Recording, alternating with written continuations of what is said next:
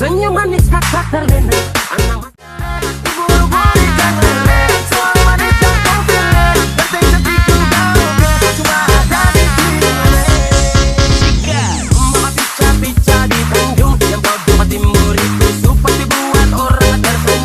Senyum manis kakak terlena.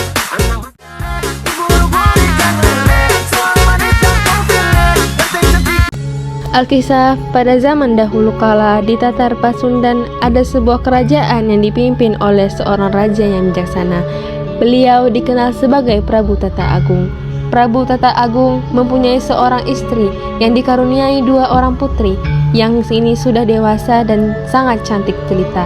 Akan tetapi sifat kedua putrinya sangatlah berbeda.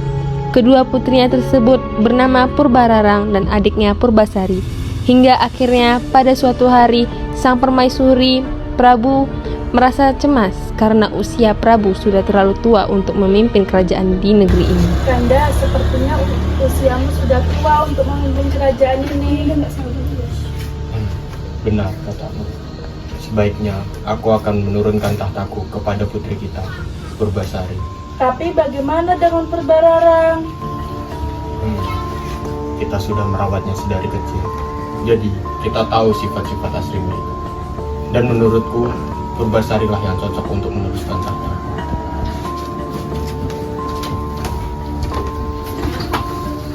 Dayang, kemarilah.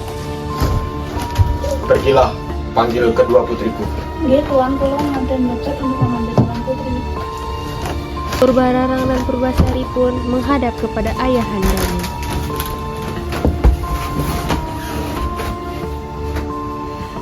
Ayahanda, kenapa ayahanda memanggil kami berdua ke sini? Jadi begini putriku. Usia ayah sudah terlalu tua untuk memimpin kerajaan ini.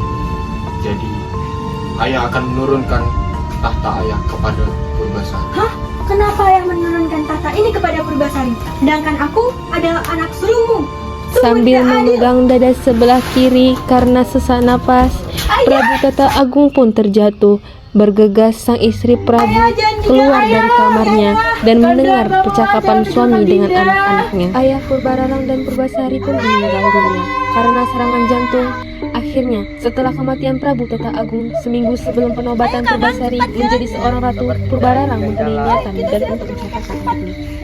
Ia bersama tunangannya pergi untuk mencari nenek sihir di tengah hutan dengan harapan dapat membantunya dalam menjalankan niat jahatnya.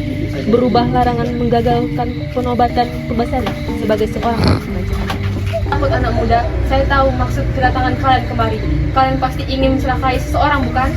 Nenek ini hebat sekali ya. Sebelum kita kasih tahu maksud dan tujuannya, tapi nenek ini sudah tahu.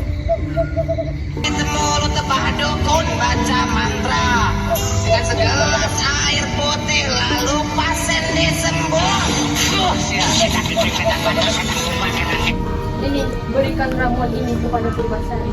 Dia akan mengalami kulit yang rapuh. Terima kasih, Nek. Ini ada sekeping emas untukmu. Setelah mendapatkan ramuan itu, Purbararang dan Indrajaya bergegas pulang untuk menuju kerajaan. Hari pun sudah mulai gelap. Tiba waktunya untuk makan malam bagi keluarga. Apakah sudah siap makanannya? Dayang pun menyiapkan makanan untuk santapan. Baik.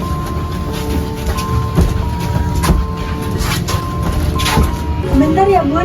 Aku ingin membantu dia menyiapkan makanan. Tanpa sepengetahuan Dayang, Purbararang memberikan ramuan yang diberikan nenek sihir dan Purbararang membawakan makanan yang Kakak. Keesokan harinya di kerajaan pun terdengar heboh bau amis yang menusuk hidung. Ternyata bau amis dan busuk tersebut berasal dari Pengawal, bau amis dan busuk apakah ini? Sepertinya bau ini berasal dari kamar Purbasari. Tidak mungkin bau ini berasal dari kamar Purbasari. Purbasari adalah putri yang bersih dan wangi. Sudah, mari kita buktikan. Semakin dekat menuju kamar Purbasari, semakin tercium aroma amis dan busuk dari Purbasari. Sampai-sampai keluarga kerajaan pun hampir tidak kuat untuk mencium aroma.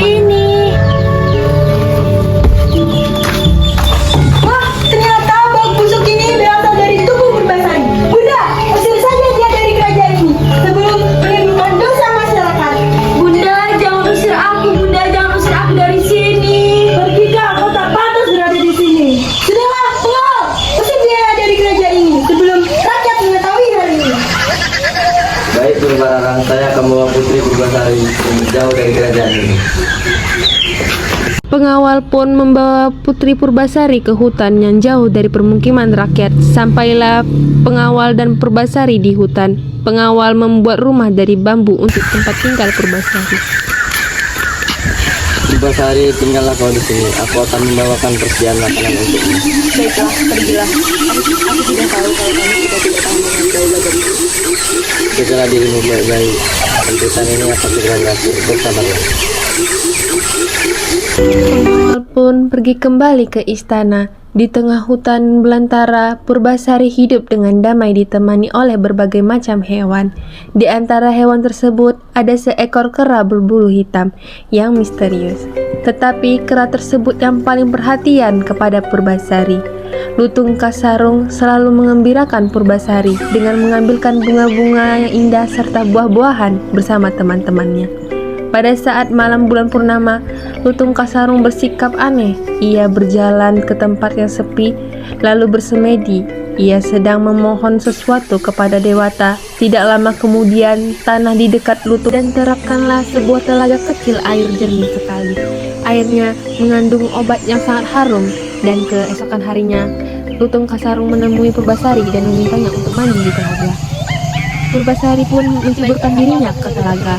Tak lama setelah ia menceburkan dirinya, sesuatu terjadi pada kulitnya. Kulitnya menjadi bersih seperti semula. Ia menjadi cantik kembali. Purbasari sangat terkejut dan gembira ketika ia bercermin di telaga tersebut.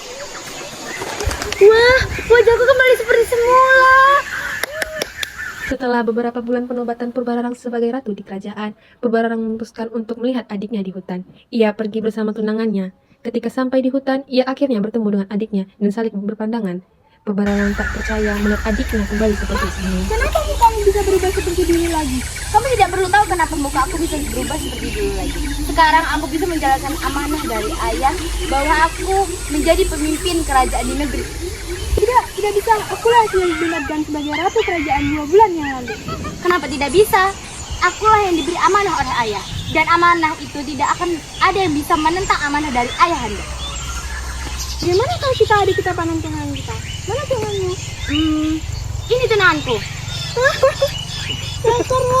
Dengan seketika saat Purbararang dan Indrajaya tertawa terbahak-bahak. Tiba-tiba mereka terkejut melihat sosok Lutung Kasarung yang berubah menjadi pangeran. Akulah wujud dari seorang lutung, dan aku akan segera menikahi Purbasari. Tidak mungkin. Tidak ada yang tidak mungkin di dunia ini. Aku tahu, aku adalah pangeran dari kayangan yang dikutuk. Ya, aku adalah pangeran yang dikutuk dari kayangan. Kutukanku akan menghilang apabila aku menemukan gadis yang benar-benar cantik. Dan gadis itu adalah engkau, Purbasari. Lalu, untuk apa kemarin aku memasukkan racun ke dalam minuman Purbasari? Jika dia akan menemukan kebahagiaan. Sungguh tidak adil. Oh, jadi semuanya adalah ulahmu. Pada sengaja, pengawal datang dan mendengar semua percakapan mereka. Jadi ini semua ulah kalian. Ayo ikut saya akan membicarakan kalian.